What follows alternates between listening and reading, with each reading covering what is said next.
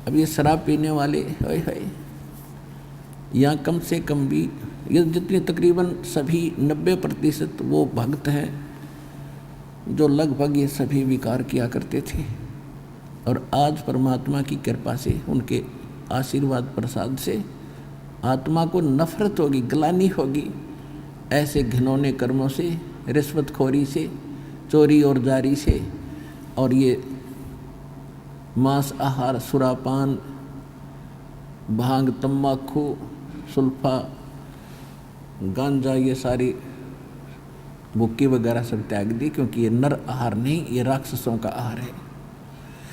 एक शराब पीकर उसके बच्चे बता रहे थे,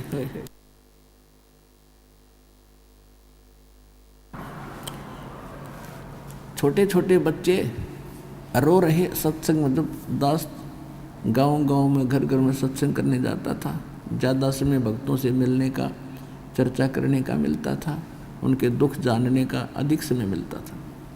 वैसे तो परमात्मा अंतर्यामी है, आप जो भी मनोकामना लेकर आए हो उसे छुपी नहीं।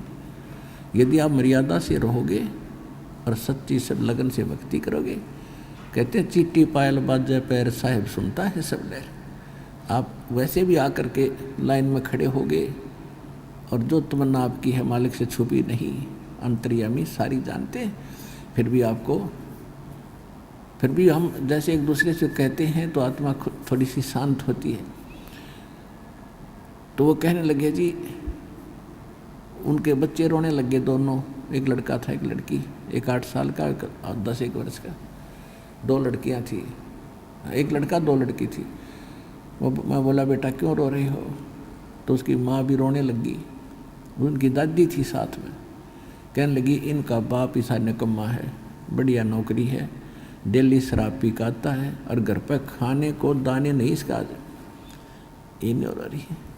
फिर वो बेटी, दोनों बच्चे तीनों रो रहा कर रुक गए, कहने लगे जो मेरा पापा आता है ना, मेरी माँ को पीटता आते ही, क्योंकि माँ कह देती होगी भाई तू मत पिया कर, और शराब भी न टोक दे, उसका बाकी नहीं रहती।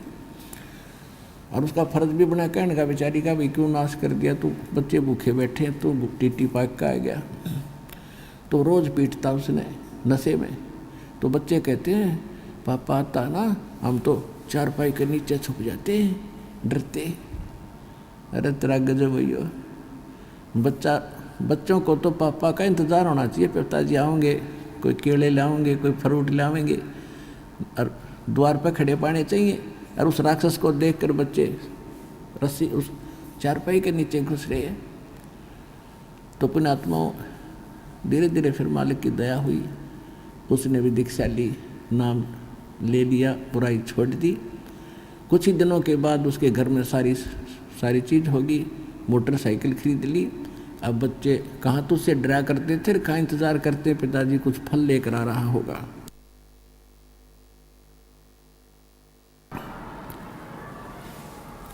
तो फिर वो भक्त कहता है जब उसकी वो शुद्धि में आया, उसकी बुराई छूट गई और इस मनुष्य जीवन में आया वो, तब कहता है जी आप परमात्मा कबीर जी की दया से स्वर्ग तो मेरे घर में इब्बा हो गया, वर्तमान में हो गया। और वह माई भी कह रही थी, और जहाँ आप ले जाने के लिए कह रहे हो वो सतलोक, वो सुख तो फिर न्यारा ही होगा। इस जीवन में हम स्वर्ग तो मेरे घर में आज हो गया, कैर टूट रहा था। अब रोता है वो व्यक्ति उस गए हुए समय को जो वो गलतियां करता था। तो परमात्मा कहते हैं जब भी समझ में आ जाए इस मनुष्य जीवन के रहते कुछ भी नहीं बिगड़ा है, और फिर लगा है वो भक्ति पर, हो क्या बात की। तो पुण्यात्मा इस ज्ञान से और इस भगवान से और इस सच्चे मंत्र और जाप, इन क्रियाओं से आपका ये जन्म भी सुधरेगा, लोक और परलोक दोनों सुखी होंगे आपके इस सच्चे भगवान की शरण में।